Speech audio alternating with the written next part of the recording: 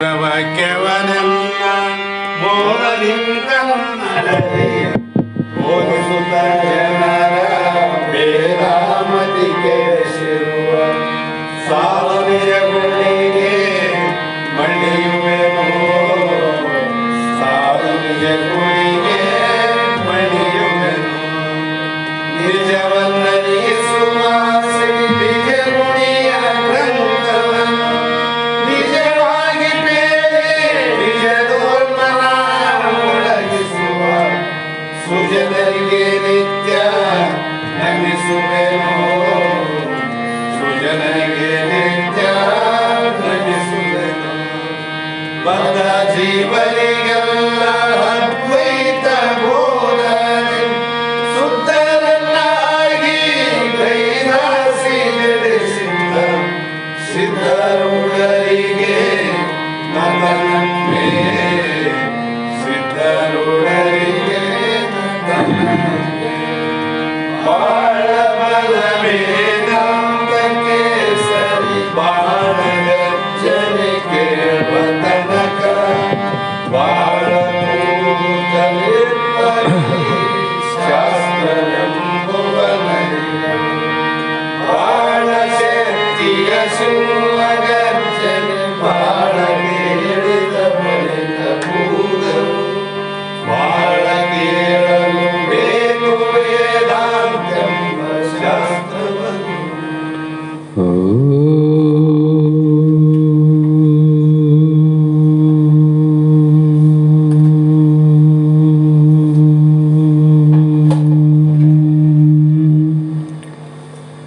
ಗುರುವೇ ಸರ್ವಲೋಕಾನಾಂ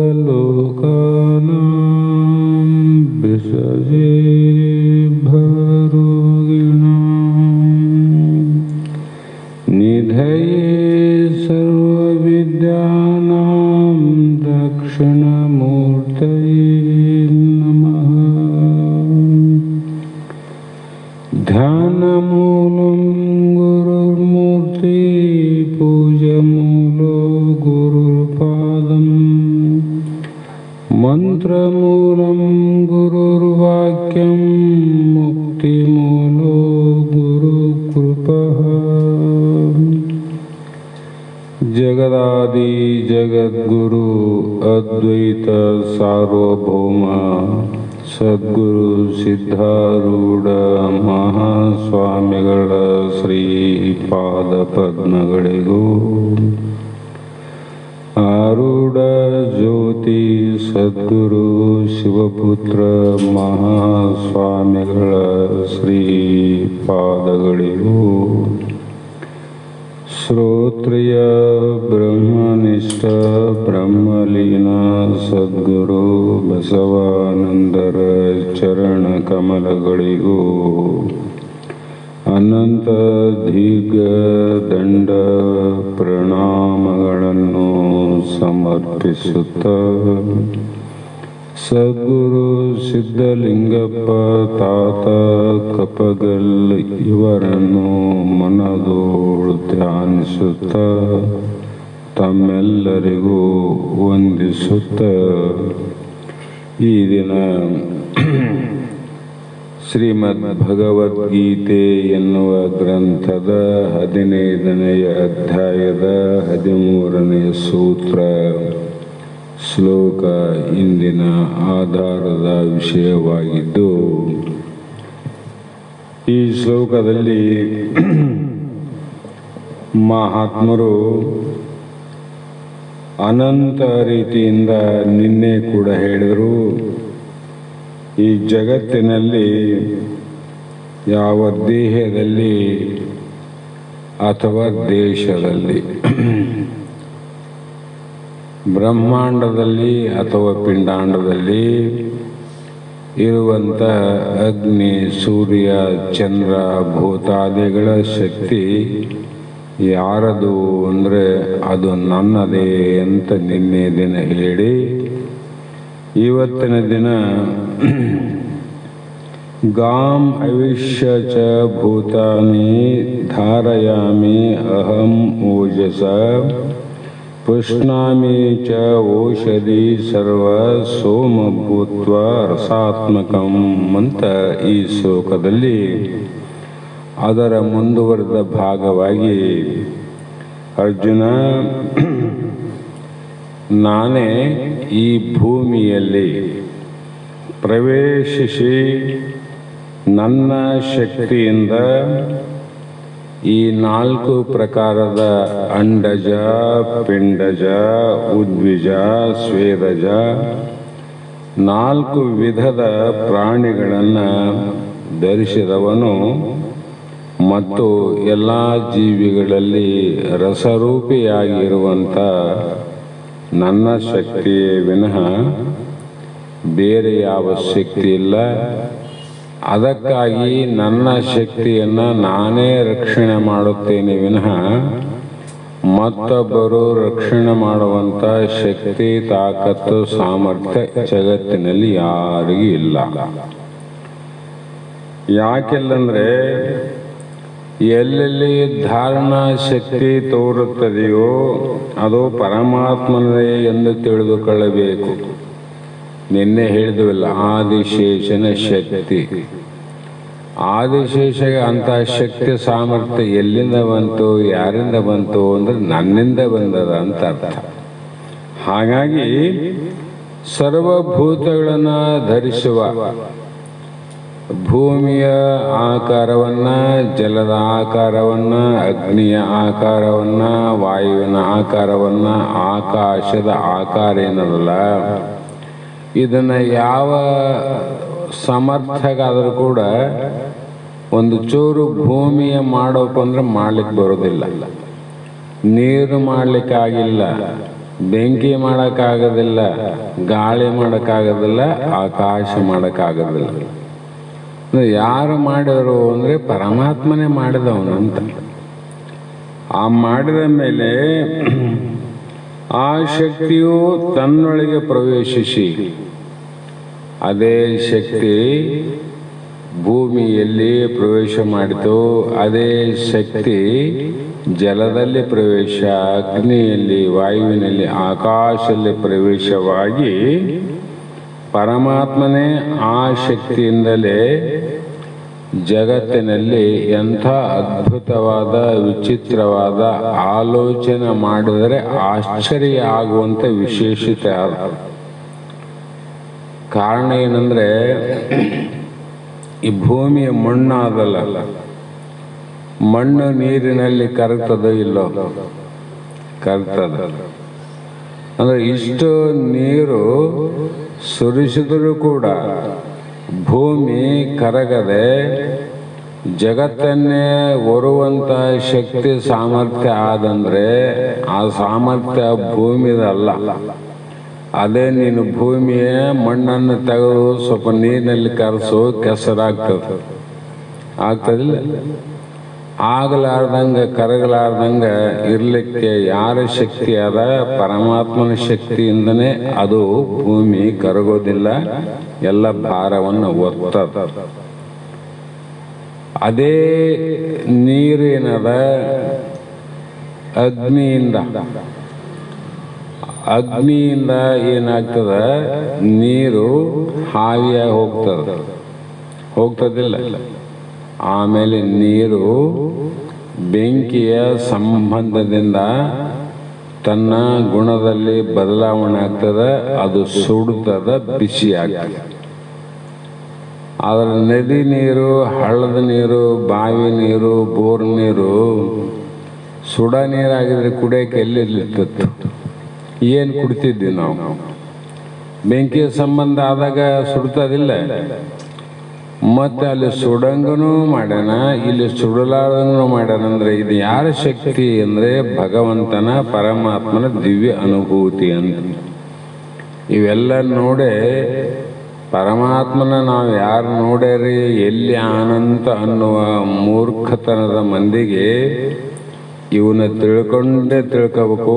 ಹೋ ಭಗವಂತ ಪರಮಾತ್ಮ ಎಲ್ಲಿ ಆನಂದ್ರೆ ನೀ ಎಲ್ಲೆಲ್ಲಿದ್ದೆ ಅಲ್ಲೇ ಆನ. ನೀ ಕುಂತ ಭೂಮಿ ಮೇಲೆ ಪರಮಾತ್ಮನ, ನೀ ಕುಡಿಯುವ ನೀರಿನಲ್ಲಿ ಭಗವಂತನ, ಆನಿಲ್ಲ. ಬೀಸುವ ಗಾಳಿಯಲ್ಲಿ ಭಗವಂತಾನ, ಅಗ್ನಿಯಲ್ಲಿ ಭಗವಂತಾನ, ಆಕಾಶದಲ್ಲಿ ಭಗವಂತಾನ. ಹಾಗಾಗಿ ಮತ್ತು ಗಾಳಿಗೆ ಕೂಡ ನೀರಿಗೆ ಕರಗೋದಿಲ್ಲ. ಗಾಳಿ ಬೀಸಿದಾಗ ಭೂಮಿ ಹಾರಿ ಹೋಗೋದಿಲ್ಲ ನೋಡ್ರಿ. ಹಾರದೇನು ಭೂಮಿ ಗಾಳಿಗೆ ಹಾರಿತು ಅಂದರೆ ನಾವೆಲ್ಲ ಇಲ್ಲಿ ಇರ್ತಿದ್ದಿಲ್ಲ. ಈ ಜಗತ್ತಿನಲ್ಲಿ ಯಾರು ಮನೆ ಕಟ್ತಿದ್ದಿಲ್ಲ, ಯಾರು ಮಂದಿರ ಕಟ್ತಿದ್ದಿಲ್ಲ, ಯಾರು ಇರ್ತಿದ್ದಿಲ್ಲ. ಮನೆನೇ ಎದ್ದು ಆರಕಲ್ಕ ನಾವೆಂಗಿರ್ತೀವಿ. ಆದರೂ ಭಗವಂತ ಆರ್ಲಾರ್ದಂಗೆ ತಡೆ ಹಿಡ್ದಾನ. ತಡೆ ಹಿಡಿದದ್ದು ಯಾವ ಶಕ್ತಿ? ಭಗವಂತನ ಶಕ್ತಿ. ಹೀಗೆ ಸೂಕ್ಷ್ಮ ವಸ್ತುವು ಸ್ಥೂಲ ವಸ್ತುವನ್ನು ಧರಿಸುತ್ತದೆ ಎಂಬುದು ಪ್ರಪಂಚದಲ್ಲಿ ಕಂಡುಬರುವ ಒಂದು ನಿಯಮ ಅಂತ. ಯಾವುದು ಸೂಕ್ಷ್ಮ ಅದ ಅದೇ ಸ್ಥೂಲ ಆಗಿ ಪರಿಣಾಮ ಆಗ್ತದೆ. ಆಲದ ಮರದ ಬೀಜ ಸೂಕ್ಷ್ಮ ಅದು, ಸ್ಥೂಲ ಅದು. ಸೂಕ್ಷ್ಮ ಇದ್ದದಕ್ಕೆ ಅದು ಸ್ಥೂಲವಾಗಿ ಅಷ್ಟು ಅಗಲ ಬೆಳಿಲಿಕ್ಕೆ ಕಾರಣ ಆಯ್ತು ನೋಡ್ರಿ. ಅದರಂತೆ ಇಲ್ಲಿ ಯಾವ ನಿಯಮದಿಂದ ಇದು ಸ್ಥೂಲ ಆಗಿದೆ ಪ್ರಪಂಚ, 14 ಲೋಕದಷ್ಟು ವಿಸ್ತಾರ ಆಗಿ ಇಷ್ಟು ಭೂಮಿ, ಇಷ್ಟು ನೀರು, ಇಷ್ಟು ವಾಯು, ಇಷ್ಟು ಅಗ್ನಿ, ಎಷ್ಟು ಆಕಾಶ ಅಂದರೆ ಸ್ಥೂಲವಾದದ್ದು ಯಾವುದು? ಸೂಕ್ಷ್ಮವಾದದ್ದು. ಸೂಕ್ಷ್ಮವಾದದ್ದು ಪರಮಾತ್ಮ, ಹೌದಿಲ್ಲ? ಹಾಗಾಗಿ ಸೂಕ್ಷ್ಮನಾದ ಪರಮಾತ್ಮನಿಂದಲೇ ಈ ಸ್ಥೂಲವಾದ ಪಂಚಭೂತಗಳು ಆದಿಯಾಗಿ ಸರ್ವ ಪ್ರಪಂಚ ನಿರ್ಮಾಣ ಆಯ್ತು ನೋಡ್ರಿ. ನಾವು ಪ್ರಪಂಚ ಸುಮ್ಮನೆ ನೋಡ್ತೀವಿ, ಭಾಳ ಕೆಟ್ಟದ, ಭಾಳ ಕೆಟ್ಟದ, ಭಾಳ ಕೆಟ್ಟದ. ಏನು ಕೆಟ್ಟದ? ನೀನು ಕೆಟ್ಟು ಪ್ರಪಂಚದ ಮೇಲೆ ಕೆಟ್ಟದಂತ ಆರೋಪ ಮಾಡ್ತೀವಲ್ಲ, ಇದು ಒಂದು ಕೆಟ್ಟತನವೇ ಅಂತ ಅರ್ಥ ಮಾಡೋದು. ಮತ್ತು ಈ ಜಗತ್ತಿನಲ್ಲಿ 4 ಪ್ರಕಾರದ ಜೀವರಾಶಿಗಳಂತ ಏನು ಹೇಳಿದ್ರಲ್ಲ, ಅಲ್ಲಿ ಅಂಡಜ, ಉದ್ಬೀಜ, ಸ್ವೇದದ, ಜರಾಜಗಳಂತ ಎಲ್ಲ ಪ್ರಾಣಿಗಳು, ಸಸ್ಯಗಳು ಬದುಕಬೇಕಾಗಿತ್ತಂದ್ರೆ ಸೂರ್ಯನ ಕಿರಣಗಳೇ ಆಧಾರ. ಒಂದೊಂದು ಎಲ್ಲವೂ ಆಧಾರ. ಆದ್ರೆ ಬದುಕಲಿಕ್ಕೆ, ಹುಟ್ಟಲಿಕ್ಕೆ, ಉತ್ಪತ್ತಿ ಆಗಲಿಕ್ಕೆ ಭೂಮಿಯ ಆಧಾರ. ಹುಟ್ಟಿದ ಮೇಲೆ ಕೂಸು ಬದುಕೋದಕ್ಕೆ ಪ್ರಾಣದ ಆಧಾರ, ಹೌದಿಲ್ರಿ? ಮತ್ತೆ ಆ ಪ್ರಾಣಕ್ಕೆ ಬೇಕಾದಂಥ ಇನ್ನೂ ಕೆಲವು ವಸ್ತುಗಳ ಆಧಾರದಿಂದನೇ ಅವುಗಳನ್ನು ಪೋಷಿಸುವುದು ಚಂದ್ರನ ಕಿರಣಗಳೇ ಆಧಾರ. ಸಸ್ಯಗಳಿಗೆ ಕಿರಣಗಳು ಬೆಳೆಯಲಿಕ್ಕೆ, ರಕ್ಷಣೆ ಮಾಡಲಿಕ್ಕೆ ಚಂದ್ರನ ಕಿರಣಗಳೇ ಆಧಾರ. ಸಸ್ಯಗಳನ್ನು, ವನಸ್ಪತಿಗಳನ್ನು ರಸವಂತಾಗಿ ಮಾಡುವ ಚಂದ್ರನಲ್ಲಿರುವ ಅಮೃತ ಶಕ್ತಿಯು ಪರಮಾತ್ಮನದೇ. ಚಂದ್ರನಲ್ಲಿ ಎಂದಾದ ಅಮೃತ. ಚಂದ್ರಮನೆಗೆ ಬಂಡುಂಬುವ ಚಿಂತೆ ಅಂತ ಹೇಳ್ತಾರೆ. ಹಾಗಾಗಿ ಆ ರಸ ಏನು ವನಸ್ಪತಿಗಳಲ್ಲಿ ಪ್ರವೇಶ ಆಗ್ತದೆ ನೋಡ್ರಿ. 5 ಕಾರ್ಯಗಳ ಕೂಡಿ ಆಯ್ತಿಲ್ಲ, ಮತ್ತೆ ಎಲೆಗಳು ಬೆಳೆದು ಸೂರ್ಯನ ಕಿರಣದಿಂದ ಬೆಳೀತು. ರಸವತ್ತಾಗಬೇಕಾದ್ರೆ ಚಂದ್ರನ ಬೇಕಾದ. ಹೀಗೆ ಪ್ರಕಾಶ ವಸ್ತುಗಳನ್ನು, ಪ್ರಕಾಶ ಶಕ್ತಿ, ಔಷಧಗಳಲ್ಲಿರುವ ಪೋಷಣ ಶಕ್ತಿ, ಧರಿಸುವ ಪದಾರ್ಥಗಳಲ್ಲಿರುವ ಧಾರಣ ಶಕ್ತಿ ಎಲ್ಲವೂ ಯಾರದು ಅಂದರೆ ಪರಮಾತ್ಮನದೇ ಎಂದು ತಿಳಿಯಬೇಕು. ಎಲ್ಲ ಭಗವಂತನದಲ್ಲ. ಮತ್ತು ಇದ್ರಾಗೇನು ಮನುಷ್ಯರದೇನು ನಾದೇನು ಪಾಲು? ಯಾವ ದೇಶದ ಒಂದಿಲ್ಲ, ಯಾವ ರಾಜ್ಯದ ಒಂದಿಲ್ಲ. ಆದರೂ ನನ್ನ ದೇಶ, ನನ್ನ ರಾಜ್ಯ, ನಂದಿಷ್ಟು, ನಿಂದೆಷ್ಟು, ಇದು ನಂದು, ಇದು ನಿಂದಲ್ಲ ಅಂತ ವಾದ ವಿವಾದ ಮಾಡ್ತೀವಲ್ಲ. ಇಡೀ ಜಗತ್ತೆಲ್ಲವೂ ಪರಮಾತ್ಮಂದೇ, ಭಗವಂತಂದೇ.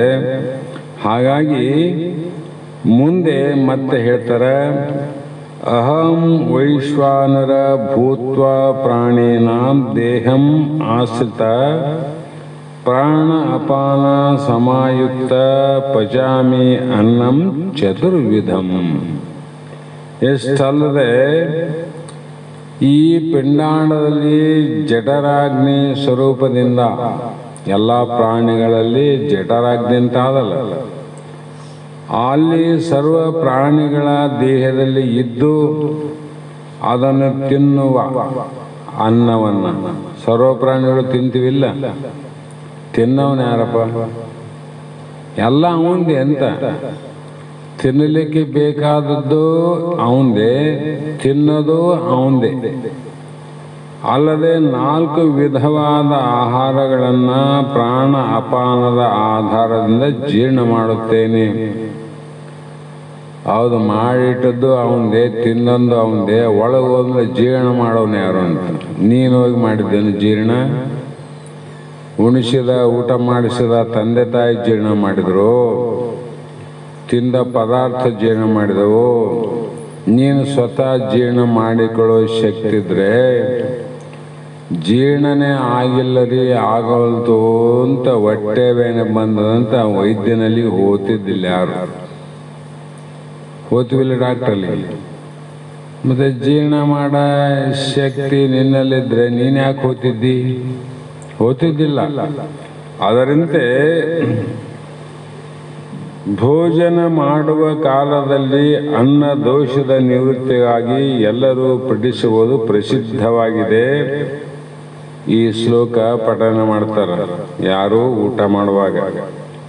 ಅಹಂಶಾನರ ಭೂತ್ವಾ ಪ್ರಾಣೇನಾಂ ದೇಹಂ ಆಶ್ರಿತ ಪ್ರಾಣಾಪಾನ ಸಮಾನಯುಕ್ತ ಪಚಾಮಿ ಅನ್ನಂ ಚತುರ್ವಿಧಂ. ನೀನೇ ಪಚನ ಮಾಡುವವನು, ನಿನ್ನದೇ ಶಕ್ತಿ ಅಂತ ಊಟ ಮಾಡುವಾಗ ಅನ್ನುವಂಥ ಶ್ಲೋಕ ಅಂತ ಹೇಳ್ತಾರೆ.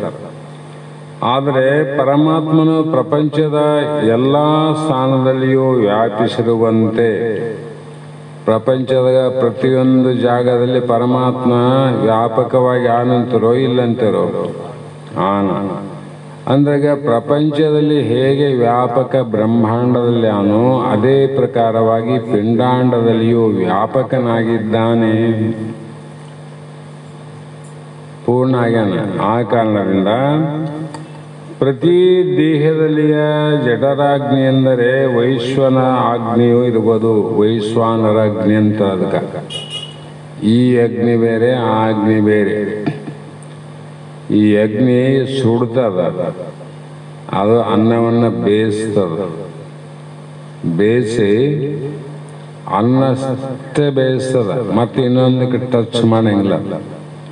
ನಾವು ಎಲ್ಲೇನೆ ಬೆಂಕಿ ಹಚ್ಚರಿ, ಬೆಂಕಿ ಹಚ್ಚಿದ ವಸ್ತುವಿಗೆಲ್ಲ ಅದು ಸುತ್ತ ಇರ್ತಕ್ಕಂಥ ಎಲ್ಲವಕ್ಕೂ ಬೆಂಕಿ ಹತ್ತ. ಅದಕ್ಕಾಗಿ ಆ ಅಗ್ನಿ ಆಹಾರವನ್ನು ಪಚನ ಮಾಡುತ್ತದೆ, ಉಂಡ ಅನ್ನವನ್ನು ಪಚನ ಮಾಡೋದು ಅದೇ ಜಠರಾಗ್ನಿಯು ತಿಂದ ಅನ್ನವನ್ನು ರಸವನ್ನಾಗಿ ಮಾಡಿ ದೇಹದ ಪ್ರತಿಯೊಂದು ಭಾಗಕ್ಕೆ ಸೇರಿಸುತ್ತದೆ. ಯಾವ ಯಂತ್ರ ಮಂತ್ರ ತಂತ್ರದಿಂದ ಮಾಡುವ ಕಾರ್ಯ ಅಲ್ಲ ಇದು, ಮಾಡಕ್ ಬರ್ತದ್ರಿ. ಅಂಥದ್ದನ್ನ ಎಲ್ಲ ಭಾಗಕ್ಕೆ ಸೇರಿಸುತ್ತದೆ. ಅದಕ್ಕೆ ಭೇದ ಇಲ್ಲ, ಭಾವ ಇಲ್ಲ. ಎಲ್ಲ ಭಾಗ ಅಂದರೆ ಕಾಲಲ್ಲಿ ಇರುವಂಥ ಬೆರಳ ಮೇಲಿನ ಉಗುರಿಗೂ ತಲೆಯ ಮೇಲಿರುವಂಥ ಕೂದಲಿಗೂ ಅದು ಏನು ಮಾಡ್ತದೆ? ಅನ್ನ ರಸವನ್ನು ಕೊಡ್ತದೆ.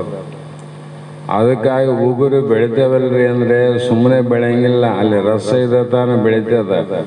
ಕೂದಲು ಬೆಳಿತದಂದ್ರೆ ಅಲ್ಲಿ ಅನ್ನದ ರಸ ಸೂಕ್ಷ್ಮವಾಗಿ ಹೋಗ್ತದೆ. ಕೂದಲಿನ ಇಷ್ಟು ಸೂಕ್ಷ್ಮ ಅಂದರೆ ಅನ್ನದ ರಸ ಹೋಗುವಂಥ ನಾಡಿ ಎಷ್ಟು ಸೂಕ್ಷ್ಮ ಇರುವುದಂತ ವಿಚಾರ ಮಾಡ್ಬೇಕಾಗಿದೆ. ವಿಚಾರ ಮಾಡ್ಬೇಕಿಲ್ಲ, ಎಷ್ಟು ಸೂಕ್ಷ್ಮ ಇರ್ಬೋದು. ಅಂತ ಸೂಕ್ಷ್ಮ ವಸ್ತುವಿನಲ್ಲಿ ಹೆಂಗ ರಸ ಓದ್ತಿರ್ಬೋದು? ಓದ್ತದ. ವಿಚಾರ ಮಾಡಿದ್ರೆ ಇರಬಹುದು ಅಂತ ನಂಬಿಕೆ ಆಗ್ತದೆ.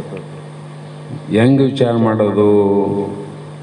ಈಗ ನಾವು ಆಸ್ಪತ್ರೆಗೆ ಹೋದಾಗ ನಮಗೆಲ್ಲ ಕೈಯಲ್ಲಿ ಗ್ಲುಕೋಸ್ ಹಾಕಲಿ ಅಥವಾ ದೇಹದಲ್ಲಿ ಇಂಜೆಕ್ಷನ್ ಮಾಡ್ತಾರೆ. ಆ ಗ್ಲುಕೋಸ್ ಏರಿಸುವಾಗ ಒಳಗೆ ಒಂದು ಸೂಜಿ ಹಾಕ್ತಾರೆ ನರದಲ್ಲಿ. ಅದು ಎಷ್ಟು ದೊಡ್ಡದಾದ, ಬಹಳ ಸೂಕ್ಷ್ಮ ಅದು. ಅಂಥ ಸೂಕ್ಷ್ಮಿ ಅದ್ರಾಗ ರಂಧ್ರ ಹೆಂಗಾಗ್ತಾರೋ ಗೊತ್ತಿಲ್ಲ ಅಂತ. ಕೂದಲೊಳಗೆ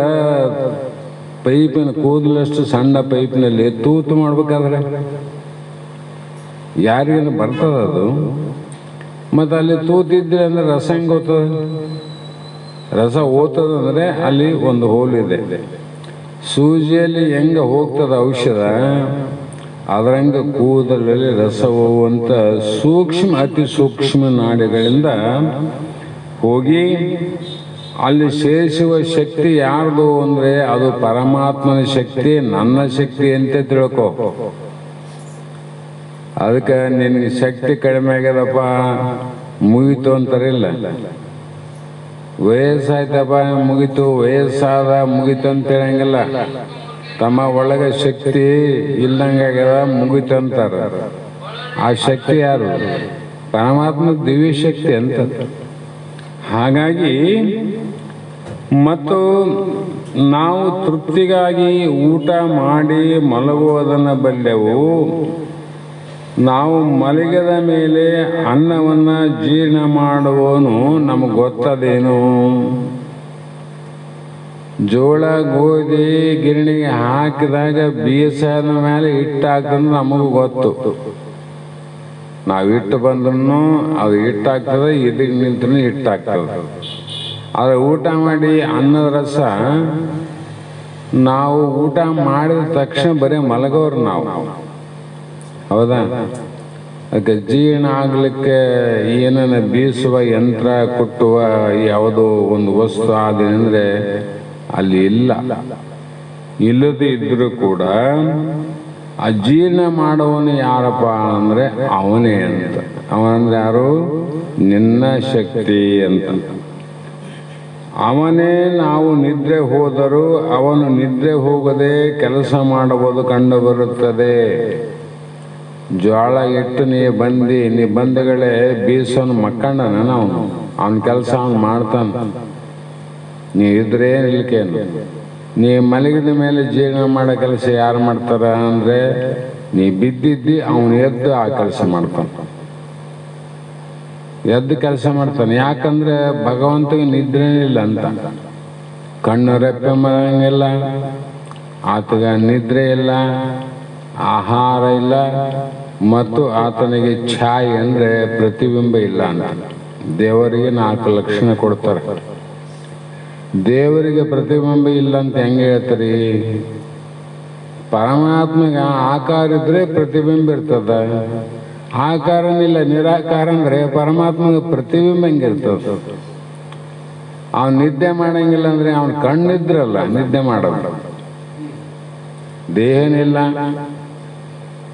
ಕಣ್ಣೇ ಇಲ್ಲ ಅಂದಾಗ ಅವನು ನಿದ್ದೆಯಲ್ಲಿ ಮಾಡ್ತಾನಂತ. ಹೀಗಾಗಿ ಕುಲುಮೆಯಲ್ಲಿ ತಿಥಿಗಳ 2ರಿಂದ ಅಗ್ನಿಯು ಪ್ರಜ್ವಲಿತವಾದಂತೆ ದೇಹದೊಳಗಿರುವ ಈ ಕುಲುಮೆಯು ಪ್ರಾಣ ಅಪಾನಗಳೆಂಬ ತಿಥಿಗಳಿಂದ ಜಠರಾಗ್ನಿಯು ಪ್ರಜ್ವಲಿಸುತ್ತದೆ. ಕುಲುಮೆ ಅಂತ ಮೊದಲು ಇದ್ದುವಲ್ಲ, ಇದ್ದಿಲೆ ಆಕೆಯಿಂದ ತಿಥಿ ಊದಿದ್ರೆ ಮುಂದೆ ಅಗ್ನಿ ಪ್ರಜ್ವಲವಾಗಿ ಆ ಕಬ್ಬಿಣದ ವಸ್ತು ಕಾಯ್ತದೆ, ಕೆಂಪಗಾಗ್ತದೆ, ಪ್ರಜ್ವಲ ಆಗ್ತದಲ್ಲ.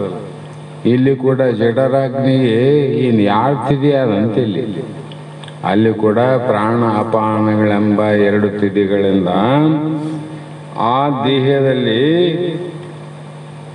ಪ್ರಜ್ವಲವಾಗಿ ಆ ವೈಶ್ವಾನರ ರೂಪದಲ್ಲಿರುವ ಪರಮಾತ್ಮನೇ ನಾವು ತಿನ್ನುವ ಚತುರ್ವಿಧವಾದ ಅನ್ನವನ್ನು ಜೀರ್ಣ ಮಾಡಿ ನಮ್ಮನ್ನು ಆರೋಗ್ಯವಂತರನ್ನಾಗಿ ಬಾಳುವಂತೆ ಮಾಡಿದ್ದಾನೆ. ಆ ಶಕ್ತಿ ಯಾರು ಅಂದರೆ ಅದು ಪರಮಾತ್ಮನ ಶಕ್ತಿ ಅಂತ, ಅದೇ ದೇವರ ಶಕ್ತಿ. ಹೀಗೆ ವ್ಯಾಖ್ಯಾನರು ಅನೇಕ ರೀತಿ ವಿಚಾರ ಮಾಡಿ ಭಕ್ಷ್ಯಗಳು ಕೂಡ 4 ವಿಧ ಅಂತ ಮಾಡಿರಲ್ಲ. ಅದು ಅನಂತ ಜ್ಞಾನೇಶ್ವರಿ ಗೀತೆಯಲ್ಲಿ ಆಹಾರವನ್ನು ಕೂಡ 4 ಪ್ರಕಾರ ವಿಚಾರ ಮಾಡ್ಯಾರ. 1ನೇದು ಗಟ್ಟಿಯಾಗಿರುವ ಪದಾರ್ಥ, 2ನೇದು ಮೃದುವಾಗಿರುವ ಪದಾರ್ಥ, 4ನೇದು ಪಕ್ವವಾಗಿರುವ ಪದಾರ್ಥ, 3ನೇದು ನಾಲ್ಕನೇದು ಹುರಿದ ಮತ್ತು ಕರಿದವುಗಳೆಂದು 4 ವಿಧವಾಗಿ ವರ್ಣನೆ ಮಾಡ್ಯಾರ. ಇವು 4 ವಿಧ ನಮ್ಗೆ ಗೊತ್ತಾಗಲ್ಲ. ಹೀಗೆ ಶಾಸ್ತ್ರಗಳಲ್ಲಿ ಅಗ್ನಿಯು ಭೋಕ್ತನೆಂದು, ಭೋಜ್ಯಗಳು ಸೋಮನೆಂದು ವರ್ಣಿಸಿ ಅನ್ನವನ್ನು ತಿನ್ನುವವನು ಈ ಭೋಕ್ತ ಭೋಗ್ಯದ ಸ್ವರೂಪವನ್ನು ತಿಳಿದು ತಿಂದರೆ ಅನ್ನದೋಷಕ್ಕೆ ಗುರಿಯಾಗುವುದಿಲ್ಲವೆಂದು ಹೇಳಿದೆ ಗೀತಾಶಾಸ್ತ್ರವು ಒಂದು. ಅಂದರೆ ಸೋಮ ಇವುಗಳನ್ನು ಲಕ್ಷಾರ್ಥದಿಂದಲೇ ಪರಮಾತ್ಮನೆಂದು ಹೇಳಿದೆ. ಭಗವಂತನೇ ಸೋಮರೂಪನಾಗಿ ಆಹಾರವನ್ನು ಕೊಡುತ್ತಾನೆ. ಅವನೇ ವೈಶ್ವಾನರ ಆಹಾರವನ್ನು ಜೀರ್ಣಿಸುತ್ತಾನೆ. ಒಬ್ಬ ಅತಿಥಿಗೆ ಒಂದು ಹಿಡಿ ಅನ್ನವನ್ನು ಕೊಟ್ಟರೆ ಅದು ಭಗವಂತನಿಗೆ ಸಮರ್ಪಿತವಾಯಿತೆಂದು, ನಾಯಿಗೆ ಒಂದು ತುಂಡು ರೊಟ್ಟಿಯನ್ನು ಕೊಟ್ಟರೂ ಕೂಡ ನಾಯಿಯ ದೇಹದಲ್ಲಿ ಜಠರಾಗ್ನಿ ಸ್ವರೂಪದಲ್ಲಿಯೂ ಪರಮಾತ್ಮನೇ ಅದು ಸಮರ್ಪಿತವಾಗಿರುತ್ತದೆ ಅಂತ ಅರ್ಥ ಮಾಡಬೇಕಂತ. ಅಲ್ಲಿ ನಾಯಿಯಲ್ಲಿ ಕೂಡ ಜೀರ್ಣ ಆಗ್ತದೆ ಒಂದು ಕೊಟ್ಟ ರೊಟ್ಟಿ. ಅಲ್ಲಿ ಈ ಯಾವ ವಾಯುವೆ ಹಿಡಿದಿಲ್ಲ ಅವುಗಳಿಂದ ಪ್ರಜ್ವಲವಾಗಿ ಅಲ್ಲಿಯೇ ವೈಶ್ವಾನ ರೂಪದಿಂದ ಇರುವಂಥ ಆ ಸೋಮ ಯದಮಗ್ರ ಅಂತ ಏನು ಹೇಳೋ ಶಾಸ್ತ್ರ, ಅಲ್ಲಿ ತಿನ್ನವನು ಯಾರು? ಅವನಿಗೆಲ್ಲ. ನಾವು ನಾಯಿ ಮುಟ್ತೀವಿ ಅಂತೀವಿ, ನಾಯಿ ತಿಂತು ನಾಯಿ ತಿಂದಿಲ್ಲ ಅಂತ. ಹಾಗಾಗಿ ಮತ್ತೆ ಮುಂದೆ ಶ್ಲೋಕದಲ್ಲಿ ಅನಂತ ರೀತಿ ಹೇಳ್ತಾ ಪರಮಾತ್ಮ ಅರ್ಥ ಏನು ಮಾಡೋದಂದ್ರೆ ಪರಮಾತ್ಮನೇ ಎಂಬುದು ಅನುಭವಕ್ಕೆ ಬರಲಿ ಅಂತ. ಏನು ಪರಮಾತ್ಮ? ಅನ್ನದಲ್ಲಿಯೂ ಅನ್ನವನ್ನು ತಿಂದವನಲ್ಲಿಯೂ ಜೀರ್ಣಿಸುವ ಜಠರಾಗ್ನಿಯಲ್ಲಿಯೂ ಹೊರಗಿರುವ ಸೂರ್ಯ ಚಂದ್ರರಲ್ಲಿಯೂ ಕೆಳಗಿರುವ ಭೂಮಿಯಲ್ಲಿಯೂ ಎದುರಿಗೆ ತೋರುವ ಸಸ್ಯಗಳಲ್ಲಿಯೂ ಸರ್ವ ಪ್ರಾಣಿ ಕೂಟಗಳಲ್ಲಿಯೂ ಸರ್ವತ್ರವೂ ಬ್ರಹ್ಮ ಬುದ್ಧಿಯನ್ನು ಮಾಡುತ್ತಾ ಹೋದರೆ ನಮ್ಮ ಪರಿಚ್ಛಿನ್ನ ವ್ಯಕ್ತಿತ್ವ ನಾಶವಾಗುತ್ತದೆ ಎಂದು. ಪರಿಚ್ಛಿನ್ನ ಅಲ್ಲ, ನಾಯಿ ಬೇರೆ, ಹಂದಿ ಬೇರೆ, ನರಿ ಬೇರೆ, ಮಾನವ ಬೇರೆ, ದೇವ ಬೇರೆ ಅಂತ ಹೇಳ್ತೀವಲ್ಲ, ಇವು ಉಪಾಧಿ ದೃಷ್ಟಿಯಿಂದ ಬೇರೆ, ಲಕ್ಷ್ಯಾರ್ಥ ದೃಷ್ಟಿಯಿಂದ ಅಲ್ಲಿ ಬ್ರಹ್ಮನೇ. ಈ ರೀತಿ ವಿಚಾರ ಮಾಡ್ತಾ ಮಾಡ್ತಾ ಹೋದರೆ ಆಗಲೇ ಊರ್ಧ್ವ ಮೂಲ ಎಂಬ ತತ್ವವು ಗಮನಕ್ಕೆ ಬರುತ್ತದೆ ಅಂತ ಹೇಳಿ ಮುಂದಿನ ಶ್ಲೋಕದಲ್ಲಿ ಸರ್ವಸ್ಯ ಚ ಅಹಂ ಇದಿ ಸಂವಿಷ್ಟ ಮತ್ತಃ ಸ್ಮೃತಿ ಜ್ಞಾನಂ ಅಪೋಹನಂ ಚ ವೇದೈ ಚ ಸರ್ವೈ ಅಹಂ ಏವ ವೇದ್ಯ ವೇದಾಂತ ಕೃತ ವೇದವಿತ್ಯೇವ ಚ ಅಹಂ ಅಂತ ಇಲ್ಲಿ ನಾನು ಎಲ್ಲ ಜೀವಿಗಳ ಹೃದಯದಲ್ಲಿ ಹೇಗಿದ್ದೇನೆಂತ ಭಗವಂತಂದ್ರೆ ಅಂತರ್ಯಾಮಿಯಾಗಿ ಅಂತ ಹೇಳಿದ್ರೆ ವಿನ ಮತ್ತು ಬಾಹ್ಯ ರೂಪದಿಂದ ನಾನು ಇಲ್ಲ ಅಂತ ಹೇಳ್ದಂಗೆ ಆಯ್ತಲ್ಲ. ಬಾಹ್ಯ ರೂಪದಿಂದ ನಾನಲ್ಲ, ಅಂತರ್ಯಾಮಿ ನಾನು. ಅಂದ್ರೆ ಬಾಹ್ಯದ ರೂಪ ಯಾವುದು? ಅಸ್ಥಿ ಭಾತಿ ಪ್ರಿಯ ಬಾಹ್ಯದ್ದಲ್ಲ, ಅಂತರ್ಯಾಮಿ. ನಾಮರೂಪ ಏನದ? ಬಾಹ್ಯದ. ನಾವು ಭಗವಂತನನ್ನ ಬಾಹ್ಯ ರೂಪದಿಂದ ನೋಡಿ ಸರ್ವಾತ್ಮಕ ಜ್ಞಾನವನ್ನು ಮಾಡಿಕೊಳ್ಳುತ್ತೇನೆ ಅಂದರೆ ಅದು ಸಾಧ್ಯ ಆಗೋದಿಲ್ಲ. ಭಿನ್ನ ಭಿನ್ನ ಇಲ್ಲಿವು. ಹಾಗಾಗಿ ಇಲ್ಲಿ ಏನು ಹೇಳ್ತಾನೆ ಭಗವಂತ ಅಂದರೆ, ಯಾವುದೇ ಇರಲಿ ಇಲ್ಲಿ ಹೃದಯದಲ್ಲಿ ನಾನೇ ಇದ್ದೇನೆ, ನನ್ನಿಂದಲೇ ಎಲ್ಲರಿಗೂ ಅರಿವು ಮರವು ಉಂಟಾಗುತ್ತದೆ. ಎಲ್ಲರ ಅಂತರದಲ್ಲಿ ಯಾರ ಪರಮಾತ್ಮ ನೀನೇ ಇದ್ದೆ, ಆದರೂ ಕೂಡ ನಿನ್ನಲ್ಲಿ ಅರಿವುನಾಗ್ತದ, ಮರವನಾಗ್ತದ. ನಾನೇ ಪರಮಾತ್ಮ ರೂಪ ಅಂತ ಹೇಳ್ತಾರೆ. ಮತ್ತೆ ಅರಿವು ಇರಬೇಕಾಗಿತ್ತು ವಿನಃ ಮರವು ಯಾಕಾಯ್ತು ಅಂತ ಪ್ರಶ್ನೆ ಬರ್ತಾವಿಲ್ಲ ಮಗ. ಆ ಮರೆವು ಆದ ಕಾರಣ ಇವತ್ತು ಅರಿವಿಗೋಸ್ಕರ ನಾವು ನೀವೆಲ್ಲರೂ ಕುಂತೀವಿ. ಆದರೂ ಕೂಡ ವೇದಗಳಿಂದ ತಿಳಿಯಲ್ಪಡುವವನು ಇದನ್ನೆಲ್ಲ ಹೇಗೆ ತಿಳ್ಕೋ ಅಂದರೆ, ನನ್ನಲ್ಲಿ ಮರವು ಯಾಕಾಯಿತು, ಅರು ಸ್ವರೂಪ ನಾನಿದ್ದೇನೆ, ಪರಮಾತ್ಮ ಸ್ವರೂಪನೇ ನಾನಿದ್ದೀನಿ. ನಾನು ಹುಟ್ಟಲಾರ್ದವನು ಹೆಂಗೆ ಹುಟ್ಟಿದೆ, ಸಾಯಲಾರ್ದವನು ನಾನು ಹೆಂಗೆ ಸಾಯ್ತೀನಿ, ತಿನ್ನಲಾರ್ದವನು ನಾನು ಹೆಂಗೆ ತಿಂತೀನಿ ಅಂಥವೆಲ್ಲ ಪ್ರಶ್ನೆಗಳು ಬರ್ತಾವಿಲ್ಲ. ನೀನೇ ಬ್ರಹ್ಮ, ನೀನೇ ಆತ್ಮ, ನೀನೇ ಪರಮಾತ್ಮ ಅಂದಾಗ ಅದಕ್ಕೆ ಅವರು ಮಹಾತ್ಮ ಹೇಳಿದರು, ವೇದಗಳಿಂದ ತಿಳಿಯಲ್ಪಡುವವನು ನಾನು ಹೇಗಿದ್ದೇನೆ ಅನ್ನೋದು ತಿಳಿಬೇಕಾಗಿದ್ರೆ ವೇದದ ಶಿರೋಭಾಗದಿಂದ ನನ್ನನ್ನು ತಿಳಿಯಬೇಕು. ವೇದಗಳಿಂದ ತಿಳಿಬೇಕು ವಿನ ಬರೇ ಬೋಧಗಳಿಂದ ತಿಳಿಲಿಕ್ಕೆ ಸಾಧ್ಯ ಇಲ್ಲ. ಬೋಧಗಳು ಯಾವ ರೀತಿ ಇರ್ಬೇಕಂದ್ರೆ ವೇದ ಸಮ್ಮತವಾಗಿ ಬೋಧಗಳಿರ್ಬೇಕಂತ. ಬೋಧದಿಂದನೇ ಜ್ಞಾನ ಆಗೋದಿಲ್ಲ ಅಂತಲ್ಲ, ಬರೇ ಬೋಧದಿಂದ ಆಗೋದಿಲ್ಲ, ವೇದ ಸಮ್ಮತವಾದ ಬೋಧ ಇರಬೇಕು.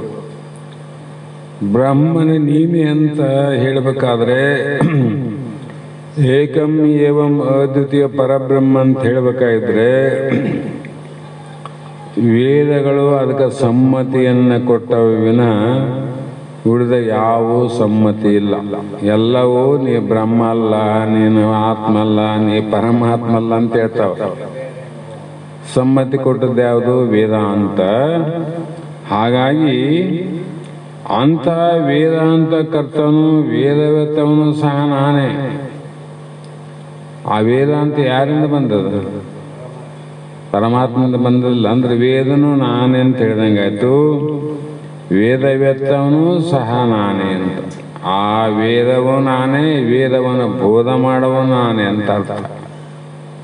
ಹಾಗಾಗಿ ಅರ್ಜುನ ಇಲ್ಲಿ ಏನಾಗಿದೆ ಅಂದರೆ ಹೃದಯದಲ್ಲಿ ಜೀವರೂಪದಿಂದ ನಾನೇ ಪ್ರವೇಶಿಸುತ್ತೇನೆ.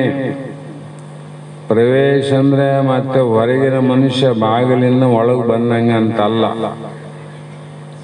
ಅದು ಘಟಾಕಾಶ ಮಠಾಕಾಶ. ಆಕಾಶದಲ್ಲಿ ಮನೆಗಳ ಪ್ರವೇಶ ಆಗಿವಿನ ಮನೆಯಲ್ಲಿ ಆಕಾಶ ಪ್ರವೇಶ ಆಗಿಲ್ಲ.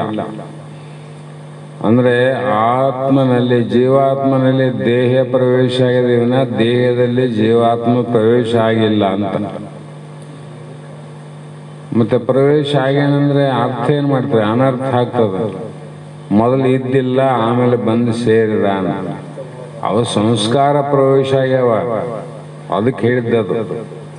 ಹಾಗಾಗಿ ನಾನು ಹೃದಯ ಸ್ಥಾನದಲ್ಲಿ ಜೀವ ರೂಪದಿಂದಿದ್ದು ಮಾಡುವ ಕೆಲಸವೇನೆಂದು ಕೇಳುವೆಯಾ ಅಂತ ಯಾರನ್ನ ಪ್ರಶ್ನೆ ಮಾಡಿದ್ರೆ, ಹೌದಪ್ಪ, ಜೀವ ರೂಪದಿಂದ ಹೃದಯ ಸ್ಥಾನದ ಇದ್ದಿ, ಅಲ್ಲಿ ನೀ ಏನೇನು ಕೆಲಸ ಮಾಡ್ತಿದ್ದಿ ಅಂತ ಕೇಳಿದರೆ, ನಾನು ಸಮಸ್ತ ಪ್ರಾಣಿಗಳ ಸಂಸ್ಕಾರನು ಸಾರವಾಗಿ ಅವರಿಗೆ ಸ್ಮರಣೆಯನ್ನುಂಟು ಮಾಡುತ್ತೇನೆ. ಇಟ್ಟು ನೋಡಲ್ಲಿ, ನಾನು ನೀನೇನು ಮಾಡಿದ ಉಣ್ಣೋದಕ್ಕೆ ನೆನಪು ಓದ್ತದ ಅಂತ ಹೇಳ್ಕೊಂಡು ಸ್ಮರಣೆ ಮಾಡಕ್ಕೆ ನಾನಿದ್ದೀನಿ ಅಂದ್ರೆ ಅವ್ರು ಸ್ಮರಣೆ ಮಾಡಕ್ಕಿದ್ದೀನಿ. ಮತ್ತೆ ಇಲ್ಲಂದ್ರೆ ನಿನ್ನ ಕರ್ಮ ಉಣೋನ. ನೀನು ನಾವು ಮಾಡಿದ ಪ್ರಾರಬ್ಧ ಕರ್ಮವನ್ನು ನಾವು ಉಣಂಗಿಲ್ಲ. ಒಳ್ಳೇದಾದ್ರೆ ನಂದು ಅಂತೀವಿ, ಕೆಟ್ಟದಾದ್ರೆ ಒಲ್ಲೆ ಅಂತೀವಿ. ಆದರೆ ಅವನು ಸ್ಮರಣೆ ಮಾಡಿ ಉಣಿಸೋನು ಅವನೇ, ಸ್ಮರಣೆ ಮಾಡುವವನು ಅವನೇ. ಸ್ಮರಣೆ ಅಂದ್ರೆ ಏನು? ಹಿಂದೆ ಅನುಭವಿಸಿದ ವಿಷಯಗಳನ್ನು ಜ್ಞಾಪಕಕ್ಕೆ ತಂದುಕೊಳ್ಳುವುದು. ಮರ್ತದನ್ನು ಹೇಳ್ಕೊಡ್ತಾ, ಏ ತಮ್ಮ ನೀನು ಇಲ್ಲಿಗೆ ಹೋಗು. ಮತ್ತು ಮಲಗ್ತೀರಿ, ನಾವು ನಿದ್ದೆಗೆ ಭಾಳ ಆನಂದ ಅದ ಅಂದರೆ ಎಬ್ಬಿಸ್ತದ, ಎಚ್ಚರ ಆಗ್ತೀವಲ್ಲ. ನಿನ್ನ ಎದ್ದು ಬಾರಂತ ಯಾರು ಕರೆದ್ರು, ಯಾರು ಜಗ್ಗಿದ್ರು ಅಂದರೆ ಅಂತರ್ಯಾಮಿಯಾಗಿ ಅವನು ಸುಮ್ಮನೆ ಇಡೋಂಗಿಲ್ಲ. ಮತ್ತೆ ಜಾಗೃತಿ ತಂದು ಹಿಂದಿನ ಸುಖ ದುಃಖಗಳನ್ನು ಮತ್ತೆ ಅವತ್ತು ಎದ್ದ ತಕ್ಷಣ ನೆನಪು ಮಾಡಿ ಆ ಕೆಲಸ ಮುಗಿಸಬಾರಂತ ಕಳಿಸ್ತಾನೆ. ನಮಗೆ ನಮ್ಮ ಕೆಲಸಕ್ಕೆ ಹೋದಾಗ ನಮ್ಮ ದುಃಖದ್ದಿತ್ತು ದುಃಖ ಆಗ್ತದ ಲಾಭ, ಸುಖದ್ದಿದ್ದು ಸುಖದ ಲಾಭ ಆಗ್ತದೆ. ಇವೆರಡನ್ನ ಏನು ಮಾಡ್ತೀವಿ ಅಂದರೆ, ಸುಖದ್ದಾದ್ರೆ ನಂದು ಅಂತೀವಿ, ದುಃಖದ್ದಾದ್ರೆ ಭಗವಂತಂದು ಪರಮಾತ್ಮಂದಪ್ಪ. ಅವನು ಯಾರು ಅನ್ಬೇಕು ಪರಮಾತ್ಮ ಅಂತ? ನಾವೇನು ತಪ್ಪು ಮಾಡಿವಿ, ನಾವೇನು ಕೆಟ್ಟದ್ದು ಮಾಡೀವಿ? ಭಗವಂತ ಕಲ್ಲಾಕಾರ ಇರಲ್ಲ. ಯಾಕೆ ಆಗ್ತಾರಂದ್ರೆ ಅವ್ರಿಗೆ ಗೊತ್ತಿಲ್ಲ ಅಂತ.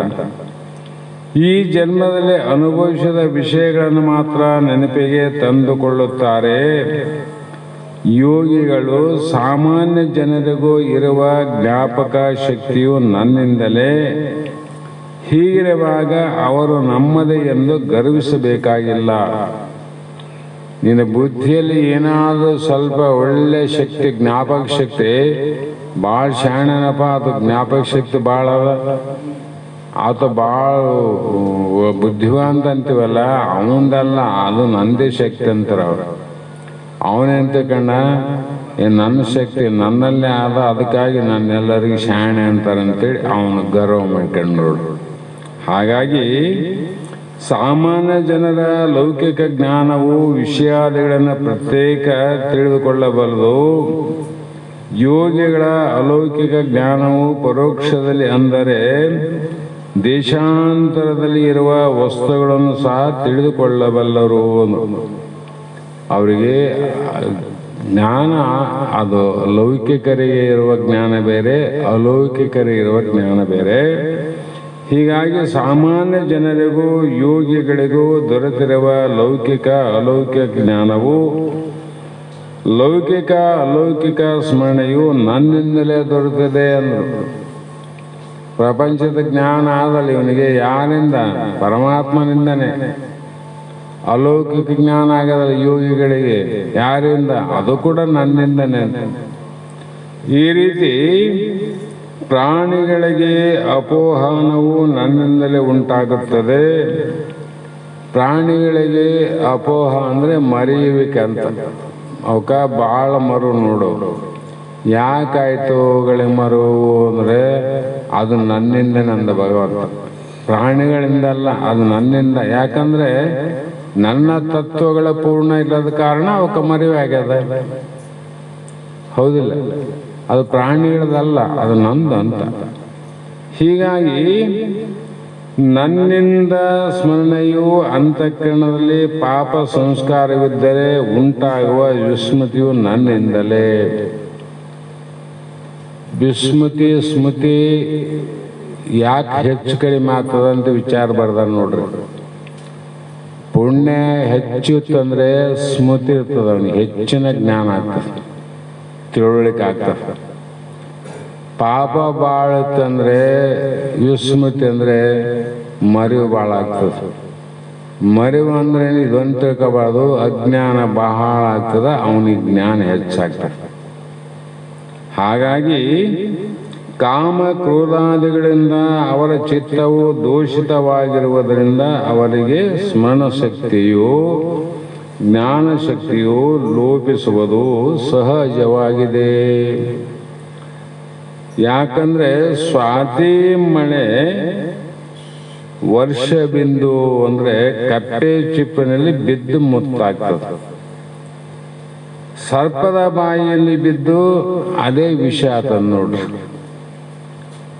ಸ್ವಾತಿ ಮಳೆ ಹನಿ ಆ ಬಿಂದು ಚಿಪ್ಪಿನಲ್ಲಿ ಬಿತ್ತು ಮುತ್ತಾಯಿತು, ಅದೇ ಹನಿ ಹಾವಿನ ಬಾಯಲ್ಲಿ ಬಿದ್ದರೆ ವಿಷವಾಯಿತು. ಅದರಂತೆ ಹೀಗಾಗುವುದು ದೋಷ ಯಾವುದು ಅಂದರೆ ಅಲ್ಲಿ ಹಾವಿನ ದೋಷದಿಂದ ವಿಷ ಆಯಿತು, ಕಪ್ಪೆ ಚಿಪ್ಪಿನಿಂದ ಅದು ಮುತ್ತಾಯ್ತು ನೋಡ್ರಿ. ನೀರಿನ ದೋಷ ಇಲ್ಲ, ಅಲ್ಲಿ ನೀರು ಎರಡು ಕಡೆ ಸಮವಾಗಿ ಬಿದ್ದದು, ಕಪ್ಪೆ ಬಾಯಿ ಬುಳಗ ವಿಷ ಆಗಿ ಬಿದ್ದದು. ಮತ್ತು ಇಲ್ಲಿ ಯಾಕೆ ಮುತ್ತಾಯ್ತು, ಇಲ್ಲಿ ಯಾಕೆ ವಿಷ ಆಯಿತು ಅಂದರೆ ಉಪಾಧಿ ದೋಷಗಳು ಅಂತ. ಹಾಗಾಗಿ ಜಲಬಿಂದುವಿನಲ್ಲಿ ಯಾವ ತಾರತಮ್ಯ ಇಲ್ಲ, ಸ್ವಾತಿ ಮಳೆ ಹಾನಿನಲ್ಲಿ ಯಾವ ವ್ಯತ್ಯಾಸ ಇಲ್ಲ. ಇದರಂತೆಯೇ ನನ್ನ ಶಕ್ತಿಯು ಸರ್ವತ್ರ ಸಮವಾಗಿದೆ. ನನ್ನ ಶಕ್ತಿ ಎಲ್ಲರಲ್ಲಿ ಸಮವಾಗಿದೆ. ಪಾಪಿಗಳಲ್ಲಿ ಹೆಚ್ಚು ಕಡಿಮೆ, ಪುಣ್ಯಾತ್ಮರಲ್ಲಿ ಹೆಚ್ಚು ಕಡಿಮೆ, ಅಲೌಕಿಕರಲ್ಲಿ ಹೆಚ್ಚು, ಲೌಕಿಕರಲ್ಲಿ ಕಡಿಮೆ ಅಂತಿಲ್ಲ. ಸಮವಾಗಿದ್ದರೂ ಕೂಡ ಆ ಉಪಾಧಿ ದೋಷದಿಂದ ಹೆಚ್ಚು ಕಮ್ಮಿ ಆಗ್ತಾವ ನೋಡ್ರಿ. ಅಂತಃಕರಣ ದೋಷ ಅಂತೀವಲ್ಲ, ಅದರಂತೆ ಅಂತಃಕರಣ ಭೇದವನ್ನು ಅನುಸರಿಸಿ ಬೇರೆ ಬೇರೆಯಾಗುತ್ತದೆ. ಮಳೆ ಹನಿ ಉಪಾಧಿ ಭೇದದಿಂದ ಬೇರೆ ಬೇರೆ ಆಯ್ತಿಲ್ಲ. ಅದರಂತೆ ನನ್ನ ಶಕ್ತಿ ನಿಮ್ಮ ಉಪಾಧಿಗಳಿಂದ ಬೇರೆ ಬೇರೆ ಅಂತ ಅನ್ನಿಸುತ್ತದೆ. ಅನಿಸೋದೇನು, ಅದು ಭೇದವಾಗಿಯೇ ಕಾಣುತ್ತದೆ. ಅದರಂತೆ ಪಾರ್ಥ, ಏ ಅರ್ಜುನ, ವೇದಗಳಲ್ಲಿ ಪ್ರತಿಪಾದ್ಯವಾಗಿರುವ ವಸ್ತು ಯಾರಪ್ಪ ಅಂದರೆ ನಾನೇ ಅಂತ, ನನ್ನನ್ನೇ ಪ್ರತಿಪಾದ್ಯ ಮಾಡ್ಯಾವ. ಹೌದಲ್ಲ, ನನ್ನ ತಿಳಿಯಕ ಉಂಟಾವ ವೇದಗಳು. ವೇದಗಳು ಏನು ತಿಳಿಯಕ ಉಂಟಾವಂತ? ವೇದಗಳು ಪರಮಾತ್ಮನನ್ನ ಬ್ರಹ್ಮನನ್ನ ತಿಳಿಲಿಕ್ಕೆ ಹೊಂಟವವು.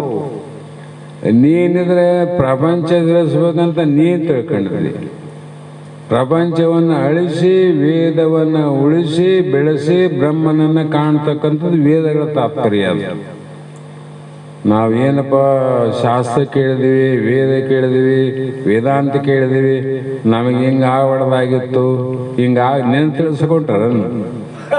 ನಿನಗೆ ಏನು ಆಗಬಾರ್ದಾಗಿತ್ತು ಅಂತ ಅಂತಿದ್ದೆಲ್ಲ ಅದು ನಿನಗಿಲ್ಲ ಅಂತ ಸಮಾಧಾನ ಮಾಡಕೊಂಡವು. ಇಷ್ಟು ಕೂಡ ಅವ್ರ ಬುದ್ಧಿ ಇಲ್ಲ, ನಮಗೆ ಸಮಾಧಾನ ಆಗ್ತದಿಲ್ಲ. ನಿನಗೆಲ್ಲ ಇವು ಅಂತೇಳಿ ಅಳುವಂಥ ಸಂದರ್ಭದಲ್ಲಿ ಸಮಾಧಾನ ಮಾಡಿದಾಗ ಸ್ವಲ್ಪ ಆರಾಮ ಅನ್ನಿಸ್ತದೆ. ಇಡೀ ಜಗತ್ತು ಅಸಮಾಧಾನ ಎಲ್ಲವ ನನಗಂತ ಅಳಕತ್ತೀವಿ, ನಿನಗಿಲ್ಲೋ ತಮ್ಮ ನೀನೇ ಹಾಕಳ್ತದಂತ ವೇದ ಮಾತೆ ನಮ್ಮ ಕಣ್ಣೀರನ್ನು ಒರೆಸಕತ್ತೇವವು. ಇಷ್ಟು ನಮಗೆ ಅರಿವಿಲ್ಲಂದ್ರೆ ಇನ್ನೆಂಥ ಅಜ್ಞಾನ ಅಂತ. ಹಾಗಾಗಿ ಕ್ರಮವಾಗಿ ಆತ್ಮ ಭಿನ್ನವಾದ ಪರಮಾತ್ಮನನ್ನ ಬೋಧಿಸುವುದರಲ್ಲಿಯೇ ಪರಿವಾವಸ್ಥಾನವಾಗಿವೆ. ವೇದಗಳು ಅಲ್ಲಿ ಮಗ್ನ ಆಗ್ಯಾವ, ನೀನಿದ್ರೆ ಇಲ್ಲಿ ಮಗ್ನ ಆಗಿದೆ. ಎಲ್ಲಿ? ಕೊರಳಿದ್ದ ತೋಡಿಸಿಕೊಂಡು ಗಗನಕ್ಕೆ ಹಾರುವನೆಂಬಂತೆ. ನೆಲದಲ್ಲಿ ಕೊರಳಿದ್ದ ಉಸಿಗಿನಾಗ ಕೊರಳಿದ್ದ ನೀನು ಮುಳುಗಿದ್ದಿ, ಆಕಾಶಕ್ಕೆ ನೋಡಿ ನಾನು ಆಕಾಶಕ್ಕೆ ಹಾರ್ತೀನಿ ಅಂತ ಮೂರ್ಖ ಹೆಂಗೆ ಪ್ರಯತ್ನ ಮಾಡ್ದನ ಅದ್ರಂಗ ನೋಡಂದ್ರ. ಸಂಸಾರ ಇಲ್ಲಿವರೆಗೆ ತುಂಬಿಕೊಂಡು ನಾವು ಆತ್ಮನನ್ನು ಕಾಣ್ತೀವಿ ಅಂತ ಹೊರಟ್ರೆ ಸಾಧ್ಯ ಅದನ್ನದು ಸಾಧ್ಯ ಇಲ್ಲ. ಅದನ್ನ ಕಡೆಗಾಗ ನೀನು ಮೊದಲು ಇಲ್ಲಿ ಮಟ್ಟ ಆದ್ರೆ ಉಸುಕು ತೆಗ್ಗದಿಂದ ಮೇಲೆವ, ಆಮೇಲಿಂದ ಆರುವಂತೆ ಮುಂದೆ ಪ್ರಯತ್ನ ಮಾಡೋಣ. ಅದೇ ರೀತಿ ಅಹಂ ಪದ ಲಕ್ಷ್ಯಾರ್ಥವೇ ವೇದ. ಪ್ರತಿಪದ್ಯದ ವಿಷಯ ವೇದಾಂತ ಶಾಸ್ತ್ರದ ಕರ್ತನು ನಾನೇ. ವೇದವೆಂದರೆ ಚೇತನಾಭೂತವಾದ ಪರಮಾತ್ಮನನ್ನು ತೋರಿಸುವ ವಾಗ್ಮಿ. ನೀವು ಹೇಳಿಬಿಟ್ರ ಅವರು ಪರಮಾತ್ಮನ ತೋರಿಸೋದು ಎಲ್ಲರೂ ಎಲ್ಲೆಲ್ಲಿ ತೋರಿಸಬಂದಾರ. ಪರಮಾತ್ಮನ ತೋರಿಸೋದು ಯಾವ ವೇದಗಳು.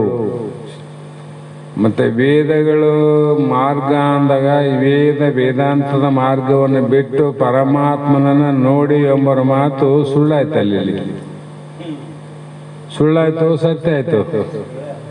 ಆ ಕಾರಣ ವೇದಾಂತ ಶಾಸ್ತ್ರ, ಈ ವೇದಾಂತ ಶಾಸ್ತ್ರಕ್ಕೆ ಮೂಲ ಪುರುಷನೂ ನಾನೇ.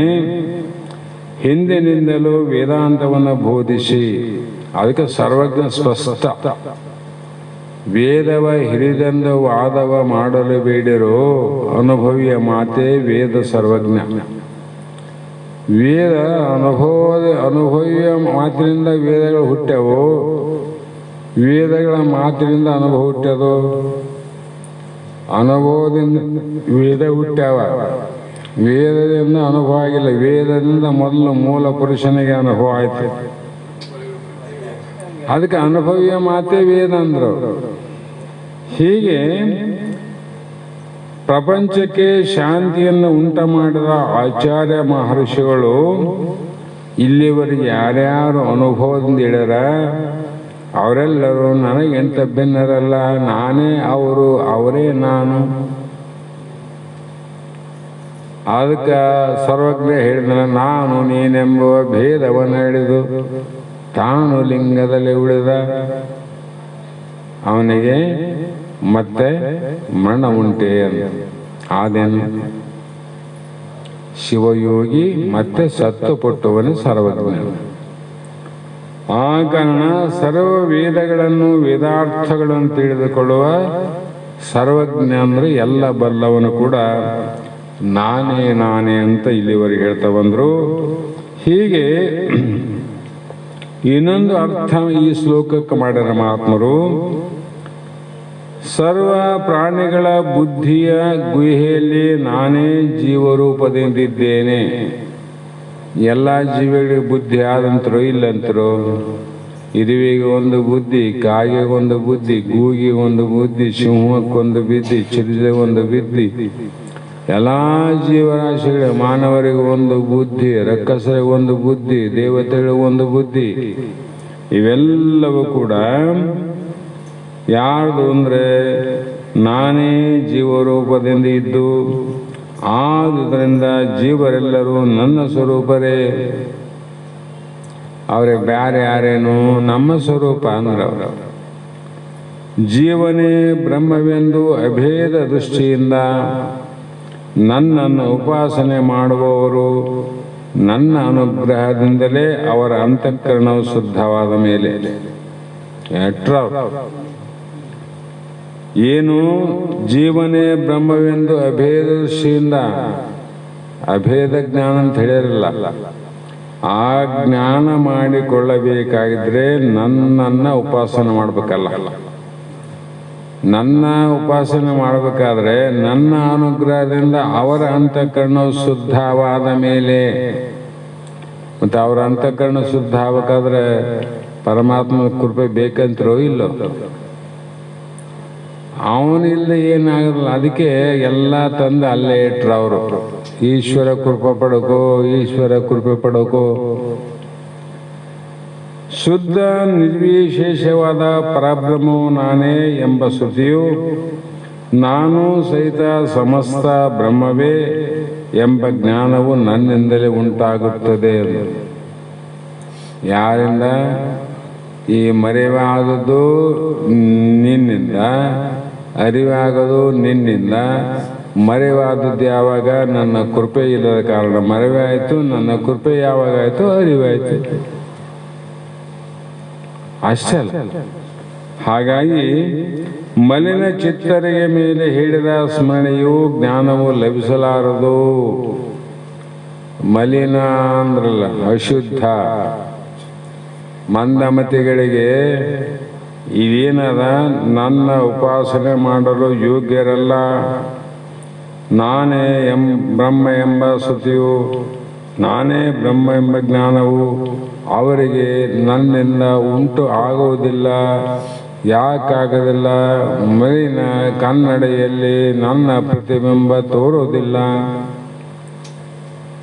ಕನ್ನಡಿ ಧೂಳು ತುಂಬಿದ, ನೀನು ಕನ್ನಡಿ ಮುಂದೆ ಹೋಗಿ ನಿಂತಿದ್ದೆ, ನಿನ್ನ ಆದ್ರೆ ಕಾಣೋದಿಲ್ಲ. ನೀನಿಲ್ಲೇನು? ಕನ್ನಡಿ ಆದ ನೀನ ಇದ್ದೆ, ಮತ್ತು ಅಲ್ಲಿ ನೀನು ಕಾಣವಲ್ಲಿ. ಅದಕ್ಕೆ ಕಾರಣ ಏನಂದ್ರೆ ಕನ್ನಡಿಯ ದೋಷ, ನಿನ್ನ ದೋಷ ಅಲ್ಲ. ಆದರೆ ನಾನು ಇದ್ದೀನಿ, ನಿನ್ನ ಅಂತಃಕರಣದಲ್ಲಿ ಉಪಾಸನ ನಿನಗೆ ಆಗ್ತಾ ಇಲ್ಲ ನಂದು ಅಂದರೆ ನಿನ್ನ ಅಂತಃಕರಣ ದೋಷ ಅದ.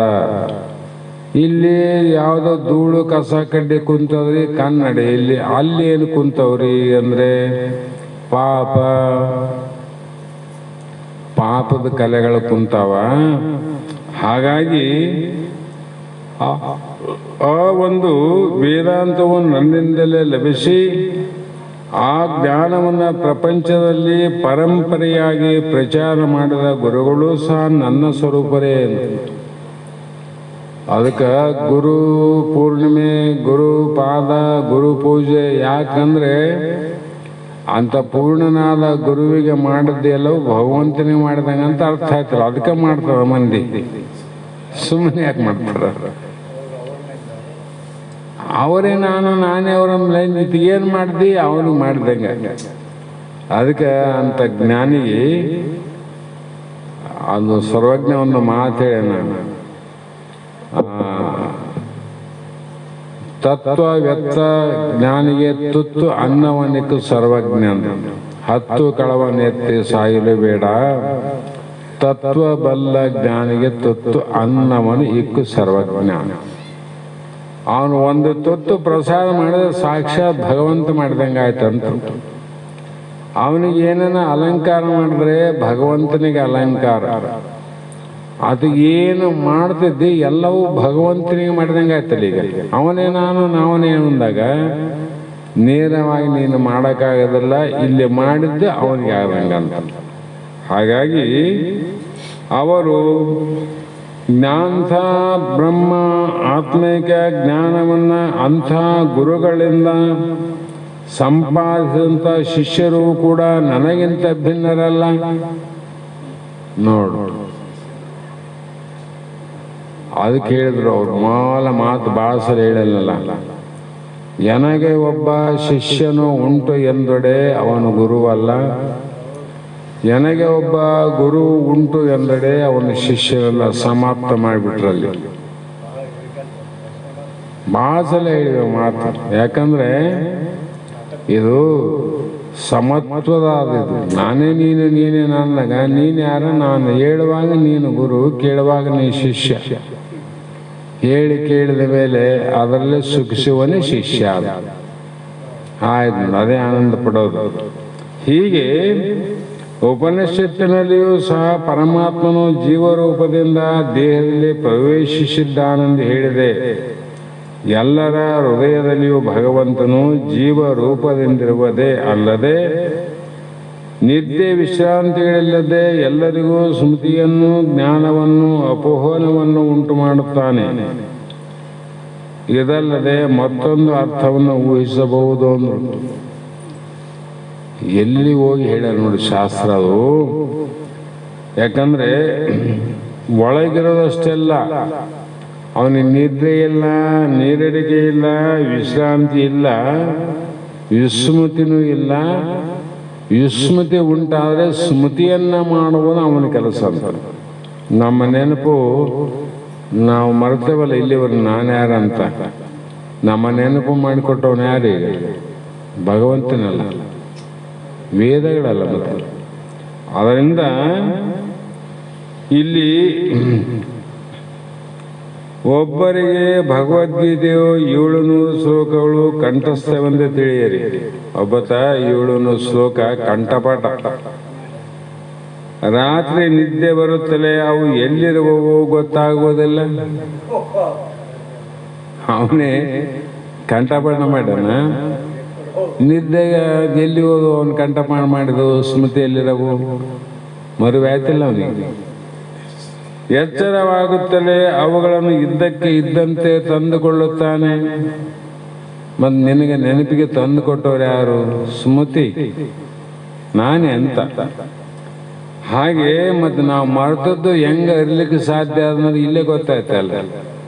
ಭಗವದ್ಗೀತೆ ಎಲ್ಲ ಮರ್ತದ್ದು ಎಚ್ಚರಗಳು ನೆನಪಿಗೆ ಬಂತಿಲ್ಲ. ಮತ್ತೆ ಅದ್ರಂಗೆ ಜನ್ಮ ಜನ್ಮಾಂತರ ಮರ್ತೀವಿ ನಮ್ಮ ಸ್ವರೂಪ. ಈಗ ನೆನಪಾಯ್ತು ಅಷ್ಟೇ, ಆಗೋದಿಲ್ಲ ಅಂತ ಹೆಂಗಂತೀರಿ? ಆಗಬೇಕಲ್ಲ. ಮತ್ತೆ ಆಗೋದಿಲ್ಲ ಅಂದ್ರೆ ಎಲ್ಲವೂ ಆಗಬಾರ್ದು. ಇವತ್ತೇನು ಇಲ್ಲಿವರೆಗೆ ಏನು ಮಾಡಿವಿ, ನಿದ್ದೆ ಮಾಡಿ ಎದ್ದಳ ಮುಂಜಾನೆ ಏನು ನೆನಪಾಗಬಾರ್ದು, ಎಲ್ಲವೂ ಸಹ ನೆನಪಾಗ್ತಾವ. ಆ ಕಾರಣದಿಂದ ಮಗುವು ನಿದ್ರೆ ಹೋಗುತ್ತಲೇ ತಾಯಿಯು ಅದರ ಆಟದ ಸಾಮಾನುಗಳನ್ನು ಭದ್ರವಾಗಿರಿಸಿ, ಎಚ್ಚರದಾಗ ಎಲ್ಲ ಆ ಕಡೆ ಈ ಕಡೆ ಇಟ್ಟಿರ್ತಾಳ. ಮಲಗಿದ ಮೇಲೆ ತೆಗೆದು ಭದ್ರವಾಗಿ ಒಂದು ಕಡೆ ಇಟ್ಟು, ಮಗು ಎಚ್ಚೆತ್ತ ಕೂಡಲೇ ಅಮ್ಮ ಮತ್ತೆ ಆಟದ ಸಾಮಾನುಗಳನ್ನು ಕೊಡ್ತಾಳೆ ಇಲ್ಲ. ಆದರೆ ಮಗುವು ಎಚ್ಚೆತ್ತ ಕೂಡಲೇ ಪುನಃ ಕೊಡುತ್ತಾಳೆ. ಇದು ತಾಯಿಯ ದಯೆ ಅಂತ. ಅದನ್ನ ಮರ್ತದ ಬಿಡು ಬಿಸಾಕಂತ ಹಾಕೋದಿಲ್ಲ ಆಕೆ. ಮತ್ತೆ ಇದು ನಾಳೆ ಕೇಳ್ತಂತ ಗೊತ್ತಿದ್ದು ಕರುಣೆಯಿಂದ ಅದನ್ನು ತಾಯಿ ಮಗುವಿಗೆ ಕೊಟ್ಟಂಗ ಪರಮಾತ್ಮನು ತಾಯಿಗೂ ತಾಯಿಯಾಗಿದ್ದಾನೆ. ಆದುದರಿಂದಲೇ ಜೀವರ ಮೇಲೆ ಅವನಿಗೆ ಅಪಾರ ದಯ ಆದ ಕಾರಣ ಇದೇ ವಿಷಯವನ್ನು ಅರ್ಜುನನು ಗೀತಾ ಉಪಸಂಹಾರದಲ್ಲಿ ಶ್ರೀಕೃಷ್ಣನನ್ನು ಈಶ್ವರನ ಮುಖ್ಯ ಕಾರ್ಯಾಲಯ ಯಾವುದೆಂದು ಕೇಳಲು 18ನೇ ಅಧ್ಯಾಯದ ಅಲ್ಲಿ 61ನೇ ಶ್ಲೋಕದಲ್ಲಿ ಸರ್ವ ಭೂತಗಳ ಹೃದಯವೇ ಈಶ್ವರನ ಪ್ರಧಾನ ಕಚೇರಿ, ಮೇನ್ ಕೇಂದ್ರ ಕಚೇರಿ ಎಲ್ಲಿ ಆದ್ರಿ ಅಂತ ಕೇಳಿದ್ರೆ ಸರ್ವಭೂತಗಳ ಹೃದಯವೇ ಕೇಂದ್ರ ಕಚೇರಿ. ತಿರುಪತಿ, ಕಾಶಿ, ರಾಮೇಶ್ವರ, ಬದರಿ ಇವುಗಳಲ್ಲಿ ಯಾವುದಾದರೂ ಒಂದು ಪ್ರಧಾನ ಕಚೇರಿ ಎಂದು ಹೇಳಿಲ್ಲ. ಹೌದಿಲ್ಲ? ಅಲ್ಲಿ ಹೇಳ್ಯಾನ ಭಗವಂತ.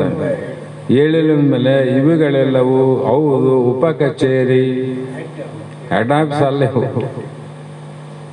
ಇವು ಪಂಚಾಯತಿ, ತಹಸೀಲ್ ಆಫೀಸು ಅವೆಲ್ಲ ಇದ್ದಂಗೆ ಕೇಂದ್ರ ಕಚೇರಿ ಅಲ್ಲ. ಹಾಗಾಗಿ ಉಪ ಕಚೇರಿ ಇವುಗಳಲ್ಲಿ ಪರಮಾತ್ಮನು ದೊರಕುತ್ತಾನೆಂದು ನಿರ್ದಿಷ್ಟವಾಗಿ ಹೇಳಲಾಗುವುದಿಲ್ಲ. ಕೇಂದ್ರ ಕಚೇರಿಯಲ್ಲಿ ನಿರ್ದಿಷ್ಟವಾಗಿ ಎಲ್ಲ ಆತನ ನೋಡಿ, ಯಾಕಂದ್ರೆ ಹೆಡ್ ಅಲ್ಲೇ ಇರ್ತಾನೆ. ಸರ್ವಭೂತಗಳ ಹೃದಯವೇ ಈಶ್ವರನ ಪ್ರಧಾನ ಕಚೇರಿ. ಅಲ್ಲಿಗೆ ಹೋದರೆ ಇಲ್ಲಿ ಸಿಗಲಾರದು ಎಲ್ಲವೂ ಅಲ್ಲಿ ಸಿಗುತ್ತವೆ. ಇಲ್ಲಿ ಏನೇನು ಕಾಗದಪತ್ರ ಸಿಕ್ಕಿಲ್ಲ, ಎಲ್ಲ ಸಿಗ್ತಾವೆ ನೋಡಿ ಅಲ್ಲಿ. ಅದರೊಳಗೆ ಎಲ್ಲೆಲ್ಲಿ ಏನು ಸಿಕ್ಕಿಲ್ಲ ಎಲ್ಲವೂ ಪ್ರಧಾನ ಕಚೇರಿಗೆ ಹೋಗು, ಅಲ್ಲಿ ಸಿಗುತ್ತವ ಅನ್ನುವಂಥ ಮಾತನ್ನು ಅಲ್ಲಿ ಹೇಳ್ಯಾರಂತ ಹೇಳಿ, ಇಲ್ಲಿಗೆ ಸಮಯ ಆದ ಕಾರಣ ಇಂದಿನ ಶಾಸ್ತ್ರದ ವಾಕ್ಪುಷ್ಪಗಳನ್ನು ಗುರುಪಾದಕ್ಕೆ ಸಮರ್ಪಿಸಿ ನಾವು ನೀವು ಧನ್ಯರಾಗೋಣ ಅನ್ನೋ ಮಾತನ್ನು ಹೇಳ್ತಾ ಮಂಗಲವನ್ನು ಹೇಳ್ರಿ. ಜಯ ಮಂಗಲಂ ನಿತ್ಯ ಶುಭ ಮಂಗಲಂ. ಜಯ ಮಂಗಲಂ ನಿತ್ಯ ಶುಭ ಮಂಗಲಂ.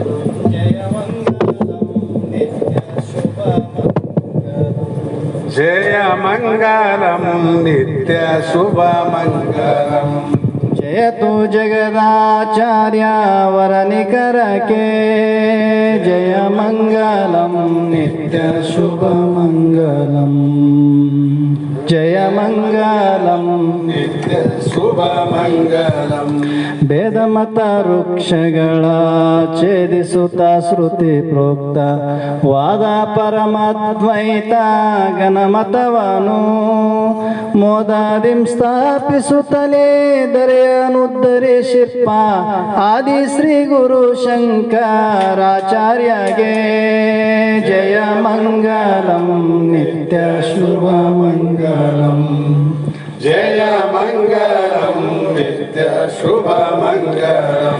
ಬದ್ಧ ವಿಷಯದ ಬಲೆಗೆ ಬಿದ್ದು ಒದ್ದಾಡುತ್ತೀಹ ಬದ್ಧಾತ್ಮರನ್ನು ಕಂಡು ಕರುಣದಿಂದ ಶುದ್ಧಾತ್ಮ ನೀನೆಂದು ಬುದ್ಧಿಗೇರಿಸಿ ಬಿಡದೆ ಉದ್ಧರಿಸಿದಂತ ಶ್ರೀ ಸಿದ್ಧಾರೂಢಗೆ. ಜಯ ಮಂಗಲಂ ನಿತ್ಯ ಶುಭ ಮಂಗಲಂ. ಜಯ ಮಂಗಲಂ ನಿತ್ಯ ಶುಭ ಮಂಗಲಂ. ಮಾತಿಗೂ ಮನಸ್ಸಿಗೂ ಚಿನ್ಮಯನು ಗೋಚರಸಿ ಮೌನ ವ್ಯಾಖ್ಯಾನದಿಂ ಪ್ರಕಟಿತನೆಂಬಂತೆ ಮೌನದಿಂ ಮಾನವರ ಜನನಾದಿ ಭಯ ಬಿಡಸಿ ಘನಮುಕ್ತಿಯ ನೀವ ಗುರುನಾಥರೂಢಗೆ. ಜಯ ಮಂಗಲಂ ನಿತ್ಯ ಶುಭ ಮಂಗಲಂ. ಜಯ ಮಂಗಲಂ ನಿತ್ಯ ಶುಭ ಮಂಗಲಂ. ಜಡ ದೃಶ್ಯ ಲಕ್ಷಣವೇ ಒಡಲೆನಿಸುವ ಈ ಜಗವು ಕಡುಮಿಥ್ಯ ಬ್ರಹ್ಮ ಒಂದೇ ಸತ್ಯವೋ ನುಡಿಗೆ ಅಗೋಚರಾದರ ಒಡಲು ನೀನವುದೆಂದು ಬಿಡದೆ ಬೋಧಿಸಿ ಪೊರೆದ ಜಡಿಸಿದ್ದಗೆ. ಜಯ ಮಂಗಲಂ ನಿತ್ಯ ಶುಭ ಮಂಗಲಂ. ಜಯ ಮಂಗಲಂ ನಿತ್ಯ ಶುಭ ಮಂಗಲಂ.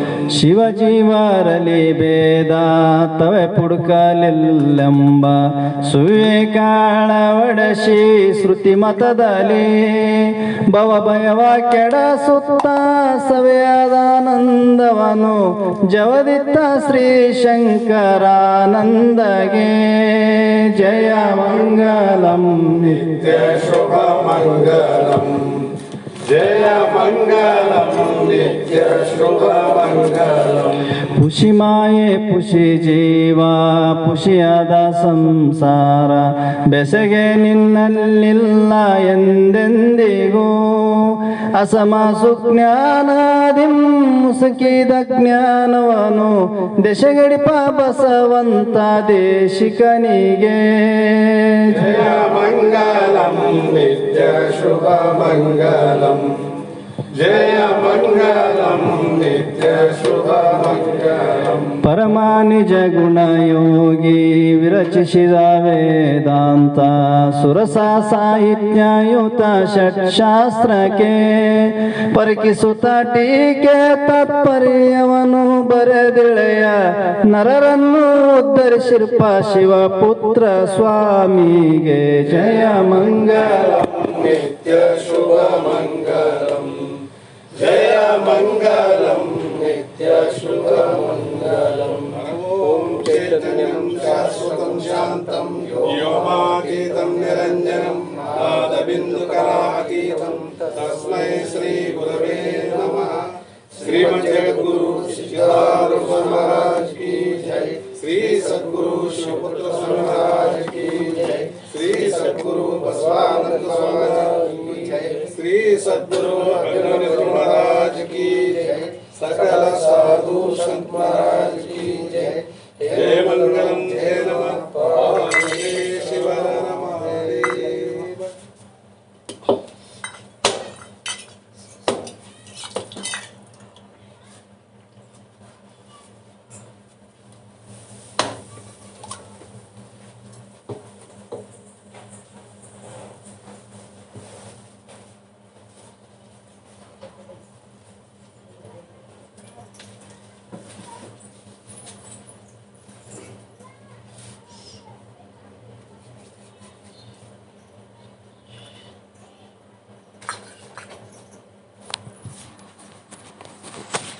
श्रीमद् जगद्गुरु सिद्धारूढ़ महाराज